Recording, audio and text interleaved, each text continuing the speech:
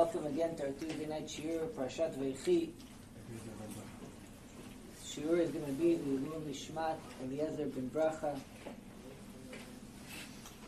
Neshama should have an Oriya. So it says, Vayechi Yaakov be'eretz Mitzrayim, and Yaakov lived in Eretz Mitzrayim 17 shana, 17 years. And we know that the 17 shana, which is Yud Zayin, it's 17 years, is Keminyan Tov. It's the years of Tov, it's good. Right? And the years of Yaakov, Vayu Yemei Yaakov, Shnei Chayav Sheva Shanim V'Arba'im U'Me'at Shana. Right? So the years of Yaakov were 147 years. Right? So 130 years until he came down to Mitzrayim. And then the 17 years that he lived in Mitzrayim. And those 17 years, Chazal tell us that those 17 years that Yaakov Avinu lived in Mitzrayim, those were the best years of his life. Keminyan Tov, like the number Tov, which is the Yud Zayin, which is 17, Yaakov Avinu lived the best part of his life in Mitzrayim. And we also know that this parasha is called the Parashat Stuma. It's a parasha that's closed off. There's no spaces in this parasha. So we have to understand one of the things that the Mefarshim ask, and is why is it that Lama Dafka, the 17 years that you're going to give Yaakov Avinu, Bechir Sheba'avot, Yaakov Avinu is the highest of the Avot, you're going to give him 17 years, the years where he receives Shlemut, the years where Yaakov Avinu really, what his life was called a life, because you see by when Yaakov Avinu comes to Paro asks Yaakov Avinu, he says to him, V'kama yemesh notecha, he says to him, I'm 130 years old, and yemesh, and the years that I live, right? Vayomer Yaakov el Paro, yemesh ne megurai, 30 u'me'at shana, they're 130 years, me'at v'ra'im, they're a little bit and they're bad.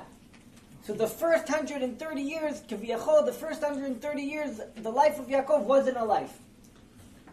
Now the truth is, because the first 130 years that Yaakov Avinu lived, he really didn't live for himself.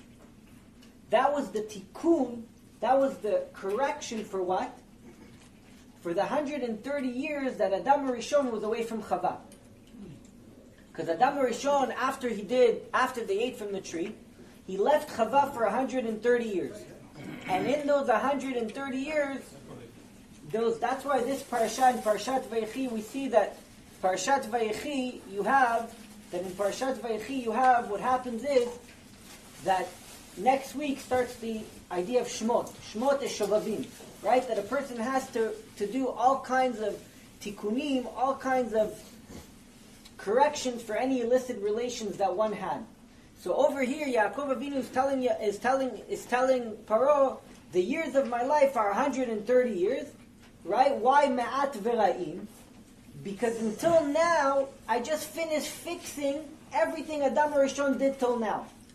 And now he comes to Mitzrayim. So the Mefarshim right away ask and say, you have Yaakov Avinu, that his whole life was to fix Adam Rishon. And Yaakov Avinu got to the level, like we said, Yaakov Avinu was at the level of Adam Rishon Kodem Achet. Adam Rishon before he sinned. And we know that the connection between Yaakov Avinu and the Ma'ot was just like the connection of Adam Rishon would have been with Chava if Adam Rishon didn't sin. So this Yaakov Avinu, his whole life doesn't make sense. Because you're talking about Yaakov Avinu, the highest of the Avot. Why don't you give him a life that's befitting a king? Yaakov Avinu was a king. He was Sar Torah. He was the general of the Torah. Give him a life that's befitting that. Why is Yaakov Avinu go through the most hardship out of any of the Avot? You don't see by Avraham and Yitzchak yet. They had a little hardship. They had challenges. Of course, Avraham had nisyonot. Yitzchak went through different challenges. By Yaakov Avinu, you see Yosef. He goes through Yosef. He goes through Dinah. He goes through Lavan. He goes through his brother chasing him. His whole life is one hardship after another hardship. And then, after the 130 years of hardship, as the Torah tells us, ends, all of a sudden you're sending Yaakov down to Mitzrayim. And HaKadosh Baruch Hu says to Yaakov, don't worry, Vanochi ered imach, I'll go down with you. And when you come to Mitzrayim, you're going to give our father Yaakov his best life, the point where he reaches the highest shlemut, the highest perfection, where his neshama expresses itself to the fullest. You're going to give him to do that in Mitzrayim? What sense does that make? Give it to him in Eretz Yisrael. And Hashem ba mireshit hashana v'ad acharit hashana. Let him go in Eretz Yisrael where a person can actually gain shlemut, where a person can actually gain perfection. Because we know the relationship between Eretz Yisrael and HaKadosh Baruch Hu is a relationship that HaKadosh Baruch Hu gives the providence straight to Eretz Yisrael. So why is Yaakov living the end and best part of his life in Mitzrayim? That's the first question we're going to start with.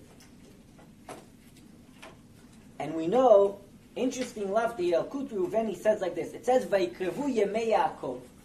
Right? The Midrash says, what does it mean by Vayikrevu Yemei Yaakov? That the days of Yaakov came near, that he was about to pass away. And really, Yaakov Avinu was the first one that had the ability, that had the opportunity to make sure to speak to his family and leave him instructions before he dies. And we know the Midrash says that Yaakov Avinu saw people dying without any alert. Nobody got alert. All of a sudden the guy was here. The next moment he was gone. Nobody knew anything. That's why it says that Yaakov Avinu became sick before he passed away. In order to give him time, letzavot et banav achrav, he had to command his children on what to do. There were only two people in the Torah that says Vayikrevu Yemeim Lamut, that their days came near. Those two people were Yaakov and David. And Yaakov and David, the Torah, the Yalkut Reuveni says that Yaakov and David are the only two people that we know in Torah that fulfilled their reason of coming to the world. Yaakov and David. And we're going to see the correlation of what that means. So everybody else is going to have to come in some kind of reincarnation. Yaakov and David fulfilled the reason that they came to the world. So now Yaakov Avinu knows he's about to pass away. So he calls his children. And Rabbi Natan brings down in his Likutei Halachot, and he tries to deal with this question of why Yaakov Avinu had to live the best part of his life in Mitzrayim. And really with this, we're going to pave that journey that we're living now. That journey of exile. Yeah. I don't get what does it mean. Only these two persons fulfill the role that they came into the world to fulfill. Other are what? Huh? They didn't know? Didn't fulfill? No, so they fulfilled their role to the fullest. It says that Yalkut Reuveni is of the opinion that because even Moshe Rabbeinu is going to have to come back. Moshe Rabbeinu has to come back as the Mashiach to bring the door of Midbar, to bring him back into Eretz Yisrael. Because he never finished the door of Midbar were buried in the desert. So now when Mashiach comes, even Moshe Rabbeinu has to come back and bring them back to Eretz Yisrael. That's why it says by Yaakov Avinu, you see by Yaakov Avinu lo met. The Gemara says Yaakov Avinu never died. By David, it's David Melech Yisrael Chai v'Kayam. So these two people they fulfilled their task, so they don't have to really come back. Now they come back in different formats, but they themselves, as they're part of their neshama, they don't have to come back. That's what the Yalkut Reuveni said. Comes Rabbi Natan and says like this. He says that we don't understand why the end of the life of Yaakov Avinu, it says Tamua Davar. It doesn't make any sense. V'lechahora shekishaya yoshev be'eretz Yisrael lo yashav b'shava. Yaakov's life seems the opposite. When he was in Eretz Yisrael, his life was full of hardship. Now that he goes down to Mitzrayim, a place of all kinds of lusts and desires, all of a sudden Yaakov Avinu is sitting in a lap of luxury. He's reaching spiritual perfection. ובארץ מצרים שהיא מקום טמא, שאז התחיל גלות מצרים שמרו את חייהם שם, דייקה ישב בשווה, in a place where the Egyptians' whole ideology was to make our lives miserable. All of a sudden you give Yaakov Avinu the ability to sit in comfort. Oh, comes Rabbi Natan and says like this, אך כל זה הוא עניין ששון ושמחה ישיגו. All this, the secret of this, that Yaakov Avinu had to descend down to Mitzrayim in the last 17 years of his life, Keminyan Tov, which is the idea of good, is the secret of Sason v'Simcha Yasigu. There's a work in Galut, there's an avodah in Galut, that we have to reach a level called Sason v'Simcha. Shikar shlemut השמחה בו יתברך, וכשמתגברים לחטוף את היגון והנחה ולהפכו לשמחה. The main work of galut, of exile, is when a person takes yagon, he takes anguish. V'anacha, you know what anacha means? When a person has a lot of problems, he goes, oh. And the Gemara says that when you do that, when you sigh that way, it cuts your life short. When a person sighs, goes, oi. and you sigh, that cuts your life short. But when you do that same sigh, because you do that and you feel that you're shortcoming in your relationship with the Kadosh Baruch Hu, that kind of sigh lengthened your life. So now, Yagon v'simcha, now Yaakov's Avinu, what better perfection, what better person comes to teach us this lesson? Yaakov Avinu's whole life is going to come to teach us how to take the anguish in your life and turn it into simcha, and turn it into happiness. And he says, really, that's the avodah, that's the work of all the tzaddikim. Va'ikar shal yedei shemachlifim u'ma'afchim hayagon va'anacha l'simcha. They take the sigh and the anguish and what seems to you as trouble in the world, and they turn it into simcha. Not only do the tzaddikim live with the anguish, they take the anguish and they do a higher level, they turn it into simcha. And you'll see, as we go along, that really this whole parasha doesn't make any sense. And throughout this whole parasha, Yaakov Avinu is teaching us this lesson. Uklal hadavar ki kol avodat ha'avot, the whole work of Avraham, Yitzchak, v'Yaakov, haya legalot uleodia lokut ba'olam, their whole work was to reveal godliness in the world. Sherak bishvil zeh ba la'olam, and a person only comes for this reason, to reveal godliness in the world. And how do you reveal godliness in the world? We know that when a Navi used to get prophecy, how did he do it? It says, Vayamin again and amin again. He would bring somebody and they'd have to play for him music. They'd have to elevate him. They have to put into him simcha. Because hod v'adar lefanav, there's no such thing as anguish and sadness in front of a Kadosh Baruch Hu. At the moment that a person falls into his anguish, the Shekhinah leaves him. The Shekhinah is no longer with him. That's why when Yaakov Avinu, Yosef was taken away from him, the Shekhinah was no longer with him. God was, Kiviyachol, Hashem wasn't with him. Why? Because he wasn't in a state of happiness. Now, why is it, we're going to get another insight today, that why Yaakov Avinu didn't want, remember we said Yaakov Avinu lo itnachem al Yosef. He didn't want to get condolences on Yosef. He wasn't willing to accept that. And we'll see that when Yaakov Avinu comes down to Mitzrayim, very interesting what he does. It says like this.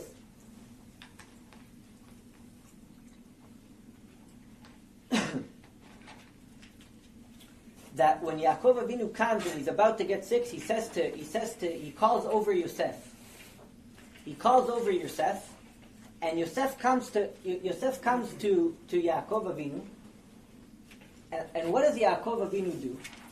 He says to Yosef like this. It says, V'nei Israel kavdu mizoken, Yaakov Avinu became very old.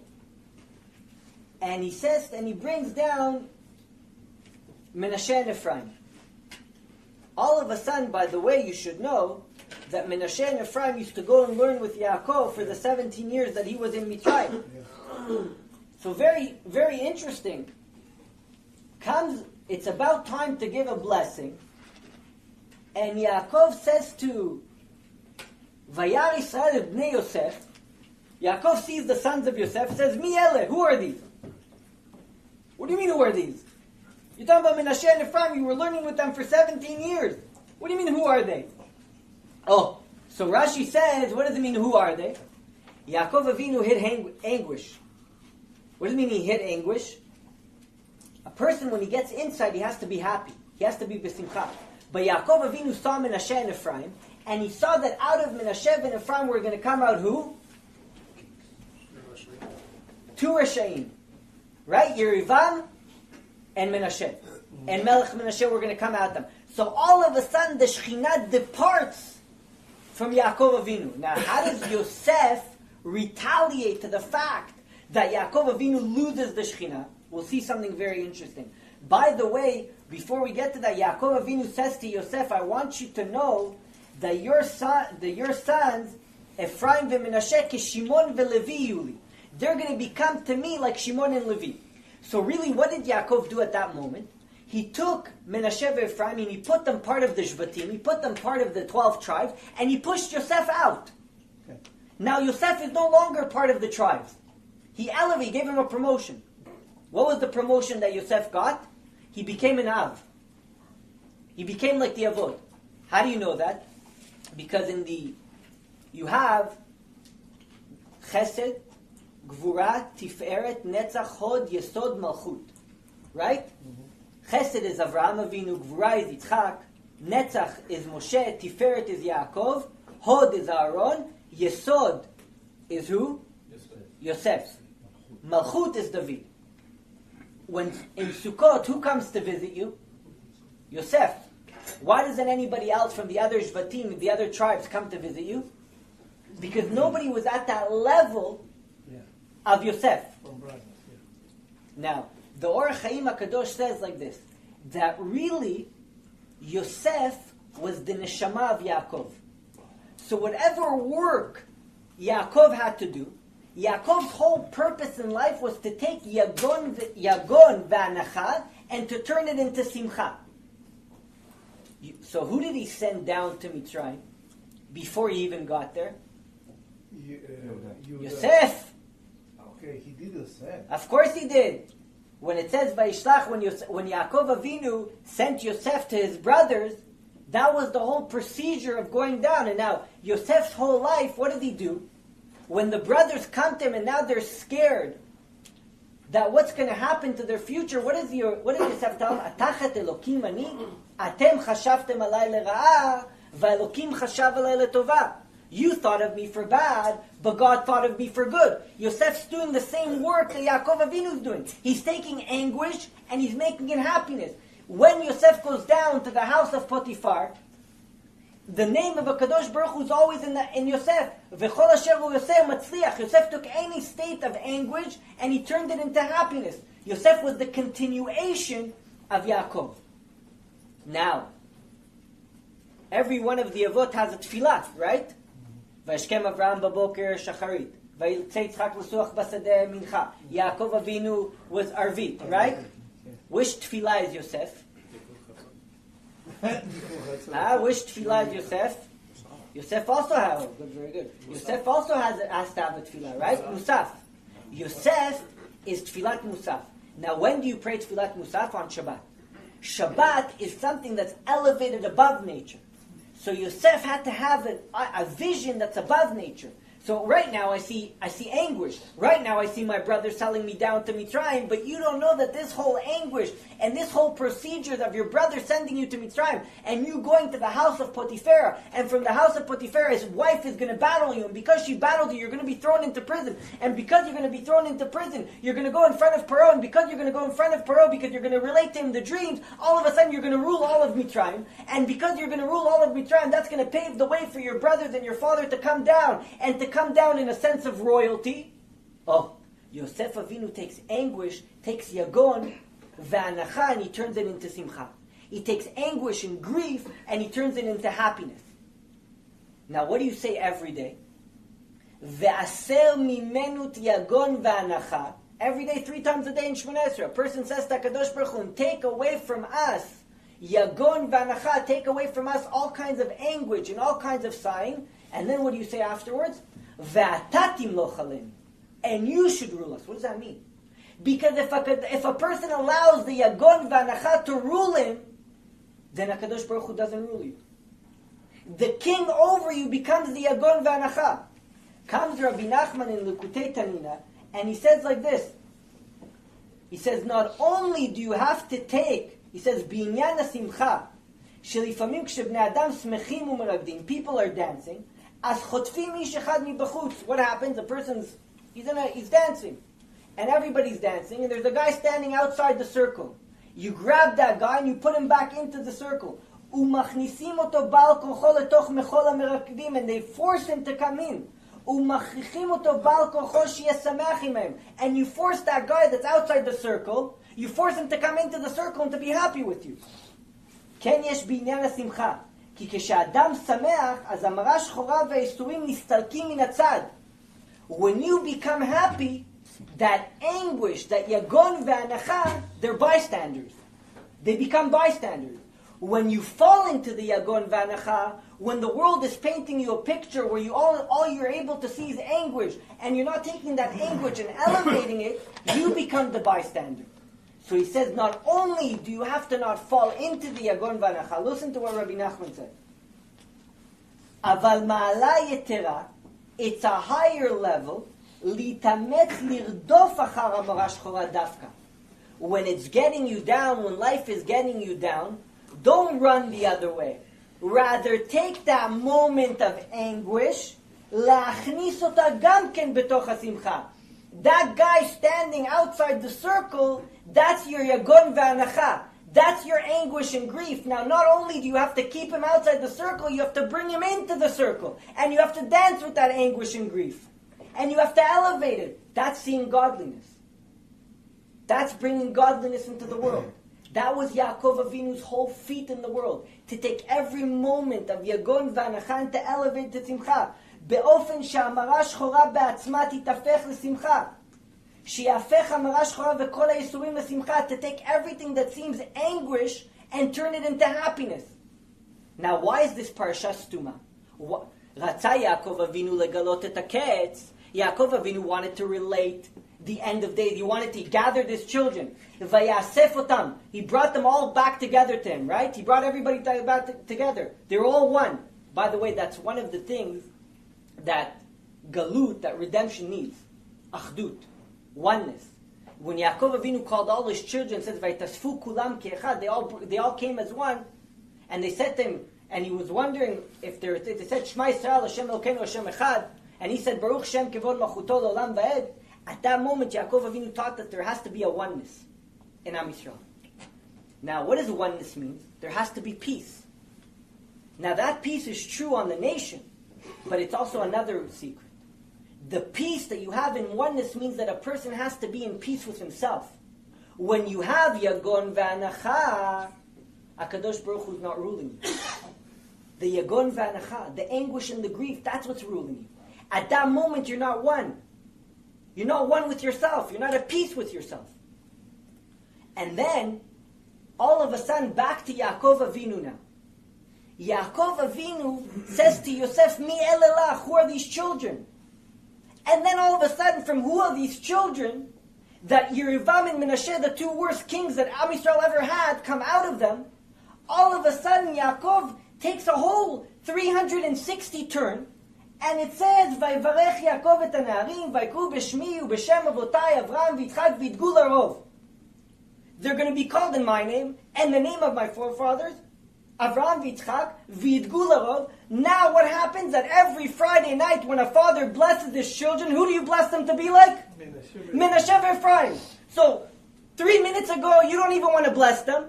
Now you take a 360 turn, all of a sudden not only do you want to bless them, every single Jewish father every Friday night is going to bless his children to be like Menashe and Ephraim. What happened over here? Doesn't make any sense. Oh, so Rashi says the Shekhinah was taken away from Yaakov Avinu. Oh, who comes to save the day? Who comes to save the day? What happens? Kshera Yosef Kach, says the Midrash Tanchuma. When Yosef saw that his father didn't want to bless Menashe and Ephraim, he saw the Shekhinah was taken away from him. Oh, says Yosef, I have to remember when my father's telling me, I'm my father. I'm Ele Toldot Yaakov Yosef. I have to continue the battle. My father's about to go. Who's going to continue this, taking the anguish, the Yagon V'Anacha, and making it into Simcha? Who's going to take the Yagon V'Anacha and who's going to pull it back into the circle of dancing? I have to keep the dancing continuing. I have to keep the Simcha continuing. Keshera'ah Yosef kach miyad nitztateach bakarka. All of a sudden Yosef prostrated himself on the floor, ubikesh rachamim lifnei HaKadosh Baruch Hu. And he started to pray. Tfilat Musaf. Yosef prayed. Something that's Me'al HaTeva. He went above nature. And he prayed, ubikesh rachamim lifnei HaKadosh Baruch Hu v'amar, Ribon ha'olam, master of the world, im em ru'im lebracha, al tachzireni hayom beboshet panim. Don't make me go today. He took a moment of anguish. Don't make me embarrassed today. He took a moment of anguish. And what did he do? He pulled it into the dancing. All of a sudden, miyad ichnis HaKadosh Baruch Hu ruach HaKodesh b'Yaakov. Right away, Hashem instilled that ruach HaKodesh. He gave divine providence back to Yaakov. V'chazar u'berchan. Kadosh Baruch Hu tells you something miraculous over here. You saw a moment where Yaakov Avinu didn't even want to bless Menashe and Ephraim. He didn't even know who Menashe and Ephraim were. To a moment where not only did he bless them, not only did they become part of the 12 tribes, every Jewish father for eternity is going to bless his children to be like Menashe and Ephraim. Why? Because there was a moment where Yagon ve'anacha became simcha. Anguish and grief became pleasure, which is the whole purpose of Galut. Why didn't Yaakov Avinu tell Am Yisrael? Why did HaKadosh Baruch Hu take from him the moment when you're going to be redeemed? Because if you knew the year that you would be redeemed, what would you do the whole time? Nothing. You would just crash the whole time. Oi, it's hard, but we have another 100 days. We have another 5 years. You wouldn't take the opportunity to take the hardship that you're experiencing and turn it into happiness. So you would lose the whole purpose of Galut. And when a person takes Yagon ve'anacha, he takes anguish and grief and he makes it into Simcha, you've now transformed Galut into Geulah. You've taken exile and you've made it redemption.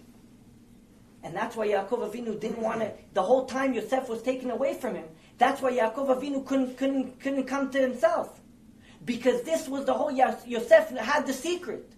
And you see that Yosef at the moment shines. Everything that his father taught him, at that moment where his father doesn't want to bless Menashe Ephraim, Yosef shines. Tfilat Musaf comes into the picture. Shabbat comes into the picture. There's something going on here. There's anguish. Oh, I'm not gonna give up. I'm going to retaliate.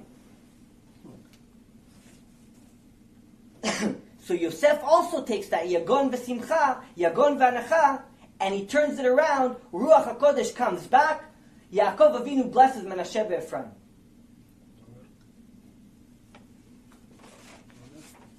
So, something very interesting comes the Arizal and tells us like this. The Arizal tells us like this, that you remember that night where Rachel sold the night to Yaakov, to Leah. She saw the dudaim, the flowers that Reuven brought, and she tells Leah, "Alayla ishkav imach." It says, "Vayishkav ima balayla hu." And that night, says the Arizal, Yaakov was with Leah. It says, "Balayla hu," him. It should have said, "Balayla ahu," in that night. V'kashed haya lomar vayishkav balayla ahu. Oh, so he says, and who was born, by the way, on that night? That the dudaim that Rachel sold, that moment, who was born that night? Issachar. Issachar was born that night. The Elshach, just on a side note, by the way, the Elshach says, you know what night that was? Leil Matan Torah. That was Shavuot night. The night that Issachar was born was Shavuot night. And by the way, he says, how do you get dudaim? These flowers that the Torah calls dudaim, how do you get them? Where did Reuven find them? The way that dudaim work, that whoever uproots them dies. So when Reuven came, he saw a dead donkey. And beside the dead donkey, there was dudaim. That's what the Midrash Haggadah said. So he took those dudaim, that's why it says, Issachar, Chamor Garem. Now, listen to the beauty of this. Remember, Yaakov Avinu is the person who takes Yagon v'anacha, anguish and grief, and turns it into simcha. Meaning that Yaakov Avinu is the individual that paves the way. That's why he has to go down to Mitzrayim. That's why the 17 years that Yaakov Avinu Keminyan Tov has to go into Mitzrayim, because he's teaching us the whole Yaakov Avinu is also called Israel. Because Maaseh Avot Siman Levanim. The way that the forefathers lived their lives is a way for us to live our life. So he has to teach us how to live in exile. And the only way to live in exile is to take moments of anguish and sighing and to turn them into happiness. So there has to be a counterpart to Yaakov Avinu. Says the Arizal something beautiful. He says that night, which was, according to the Elshach, was Shavuot, comes down to the world Issachar. And he says in Midrash Ne'elam, Binyan Rabbi Akiva, remember the great Rabbi Akiva? That Shu'u Issachar. Rabbi Akiva is really Issachar, ki Issachar nitlabesh v'nitaber beRabbi Akiva atzmo. He went into Rabbi Akiva Kanoda because the 10 tribes had to come back as the 10 martyrs, ki asara hugei malchut. In the time of it was really a 250-year period, according to Tosfot, But in the time of the after the second Beit HaMikdash, the 10 martyrs were really the 10 brothers who sold Yaakov Avinu. So Issachar was the one who came down into Rabbi Akiva. Why is that important? כנודע שעשרה השבטים כולם נתעברו בעשרה הרוגי מלכות לכפר על עוון מכירת יוסף. They had to come back, the 10 brothers, to rectify this selling of Yosef. And they had to come back as the 10 martyrs. And Issachar was the one who went down into Akiva. ודע כי כל נשמות של השבטים, all the 10 tribes, הם ענפים של יעקב. They were considered to be branches of Yaakov, except one person, Issachar. Issachar was at the level that he wasn't a branch. What does it say about Issachar? מה שאין כן ביששכר כי הוא כמעט בחינת עצמותו של יעקב אביו. Issachar was a prototype, almost like Yosef. He was a prototype of Yaakov, his father. כי הוא כמעט בחינת עצמו, ואינו מן הענפים הנכסים בו, ולכן, and therefore, what do you have? Akiva.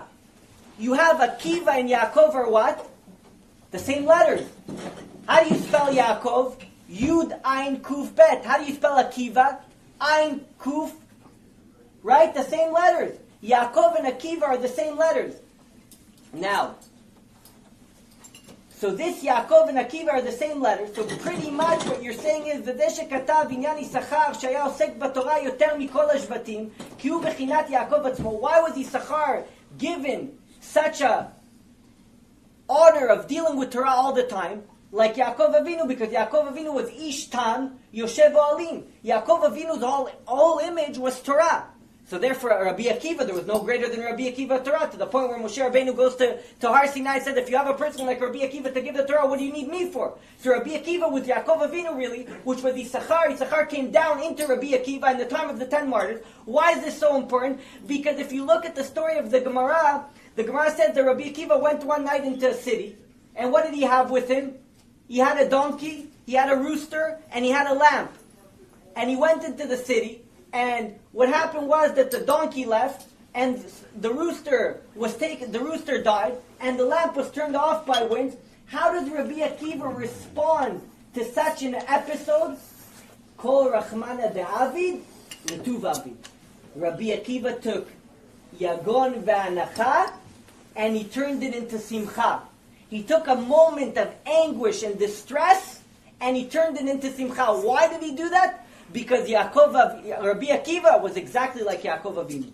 Any moment of anguish, you turn into simcha. Rabbi Akiva lived a very similar life to Yaakov Avinu. Rabbi Akiva, 24,000 of his students were lost. And after 24,000, which is the biggest anguish, not only a personal anguish, it was an anguish to Klal Yisrael. It was an exile to Am Yisrael. What does Rabbi Akiva do with that kind of information? He continues and he gets 5 other Talmidim, 5 other students. He takes anguish. He takes the Yagon V'Anacha and he turns it into Simcha. He takes 5 other Talmidim, and those Talmidim were as great as Rabbi Shimon Bar Yochai was one of those Talmidim. How did Rabbi Akiva do that? Rabbi Akiva did that because he was the continuation of Yaakov Avinu. Akiva, Yaakov, Issachar, which was Atzmuto Shel Yaakov at the night of Matan Torah, that came from the Dudaim, from the whole point of Reuven. So you see that any time that's why Yaakov Avinu couldn't reveal it. That's why when at the moment that Yaakov Avinu wants to reveal the end of the exile to the Shvatim, all of a sudden the Shekhinah departs him. Why does the Shekhinah depart him? Because if you tell us when the end of the exile is, the whole point of exile gets null and void. Because your whole avodah, your whole work in exile is to take anguish, to take the Yagon V'Anacha and turn it into Simcha. That's why the Parashat is Tumah. Because the Kadosh Baruch Hu wants you to take anguish, moments of anguish, and He wants you to turn them into Simcha. So you see over here, comes Rabbi Natan and tells us further, he says, Rabbi Nachman taught us 2 things. One, we have to believe in God, which is simple. That means that at every moment that you're seeing anguish in your life, you have to see godliness in it. And the only way that a person can see a Kadosh Baruch Hu and feel a Kadosh Baruch Hu and have divine providence is if he's in a state of simcha. If you're in a state of happiness, Because at the moment that a person falls into the Yagon Vanacha, he falls into the anguish, the Shekhinah departs him. So that's believing in Hashem. You always have to see in Hashem. Then you have to believe in the Tzaddik. Az yaminu b'Hashem uv Moshe avdo. You have to believe in the way that Tzaddikim are the Torah that they leave us with. Yaakov Avinu was a Tzaddik. He taught us how to go into exile. He taught us how to live in exile. That the years that Yaakov Avinu lived in Mitzrayim paved the way for us for this whole exile. He taught us how to take every moment that seemingly we're bombarded by problems and we're bombarded by disasters, anguish and yagon. And if you let the anguish and yagon rule you, that's what we say every day in Shemona Esrei. Yagon v'anacha aser mimenu v'atatim lo chalenu. Why all of a sudden you tell HaKadosh Baruch Hu, and you rule over us? Because when grief and anguish rules over you, HaKadosh Baruch Hu can't be in your life. And the last thing that Rabbi Natan, and could be more important than all the first two things, is that a person has to believe in himself. What does that mean? Rabbi Natan says you have to understand something. There's a diamond hidden inside of you. And HaKadosh Baruch Hu, God paved the way. And He paved the journey for you. He paved you in exile.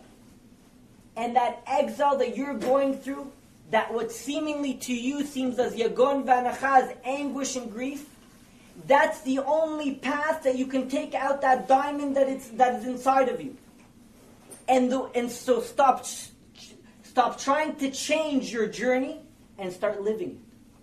We're also busy constantly asking HaKadosh Baruch Hu to change things, as opposed to taking the anguish, taking the things that we think are going against us, and making them happiness. Because really when a person at the end, he takes the yagon v'anacha, he takes those things that seem to be miserable in his life, and he turns them into happiness, he'll see in his life that those things that he thought were stumbling blocks against him were really the things that compelled him to succeed. And that's what Yaakov says to the brothers. Yaakov Avinu dies, and until now, every night Yosef and the brothers were together eating. He was giving them food, he was giving them sustenance, he was taking care of them. So now Yaakov Avinu dies and the brothers become fearful. Oh, this whole time Yosef was nice to us because Abba was alive, our father was alive. What's going to happen now? So they come to Yaakov Avinu and they start telling him, listen, we only sold you. Yosef says, you don't have to fear. Atachet Elokim ani? Am I under God? Are you forgetting God in this picture? Atem chashavtem alay lera'ah, v'akadosh baruch hu chashav alay letova. This whole journey that I could have thought my whole path to be negative and to be the things that were standing against me, my brothers seemingly were standing against me because they sold me. And then I went to the house of Potiphar. And then when I went to the house of Potiphar, I saw another problem. The wife of Potiphar. And she constantly was trying to rule over me. And then I went into prison, which seems to be another problem. But if you look at the life of Yosef, which is the continuation of Yaakov, every moment that seems to be a stumbling block was really only a moment of propelling him to rule over Mitzrayim. That's exactly what happens to us. What we see as things that are standing against us are really those things that are propelling our success. That's taking the Yagon V'Anacha and turning it into Simcha. That's Yosef Avinu, Menashe ve'Ephraim. All of a sudden Yaakov Avinu doesn't want to bless them. Comes Yosef and prays that the Shekhinah should go back to Yaakov Avinu, and now every Jewish father blesses his son to be like Menashe ve'Ephraim. So the Veyechi Yaakov be'Eretz Yitzmayim is Rosh Hashanah. That's what Rav Tzadok HaKohen says. You know why he had to live 17 years in Mitzrayim? The perfection of the life of Yaakov Avinu had to be in Mitzrayim, in a place full of ta'avot, in a place full of lust, in a place that was full of grief and anguish, because Yaakov and Yosef had to teach us a lesson how to live in exile, is to take the anguish and the grief and turn it into happiness. And if you follow the path of Yaakov and everything that he went through throughout his stages in life, that's what he's doing. That path that HaKadosh Baruch Hu is paving for you, stop trying to change it, because it's the only way you're going to take out the diamond that's inside of you. Yaakov Avinu was only able to become Yaakov Avinu through going through Lavan, through going to Esav, through having the problems with Rachel and Leah, through going down to Mitzrayim. Yosef was only able to become Yosef through the brothers selling him, through having the attacks of the wife of Potiphar, to going into prison. Everything that seems to be against you is really for you. Exile can become redemption. It all depends on how a person lives it. Everything that a person, yagon v'anacha, you have to turn it into simcha. That's the life of Yaakov Avinu. That's why it says Veyechi Yaakov. A person who's able to take every moment of anguish and every moment of pain and turn it into simcha, that's a full life. That's a life that you never die. That's a life that you live forever. David HaMelech did the same thing. That's why it says by only these two people, Yaakov and David, Vayikrevu Yemei Yaakov and Vayikrevu Yemei David. Only those two people really fulfilled their task. Yaakov Lomet, says the Gemara, Yaakov never died. David Melech Yisrael Chai V'Kayam. They were the two individuals that were experts at taking anguish and grief and turning it to simcha. Remember, when the Yagon V'Anacha rules you, you no longer have V'atatim Lo Chalenu. That's why every day, 3 times a day, HaKadosh Baruch Hu reminds us, Ve'aser mimenu Yagon V'Anacha, take away anguish and grief, V'atatim Lo Chalenu. Because in a place where Yagon V'Anacha rule, HaKadosh Baruch Hu doesn't rule. You want to make your life something that seems anguish into happiness, you have to do what Rabbi Nachman says. The anguish is standing outside of the circle, pull him into the circle and start dancing with him. That's making exile redemption. That's Yaakov Avinu. That was Yosef. That's why Ela Toldot Yaakov Yosef. And you saw Rabbi Akiva, which was the continuation of Yaakov Avinu, which came from Issachar, that went into Rabbi Akiva, Korach Mana David L'Tuv Avid. Every situation that seems to have anguish and pain and grief, they took and they elevated, they made it simcha. When a person takes every situation and he makes it into simcha, you live with God by your side.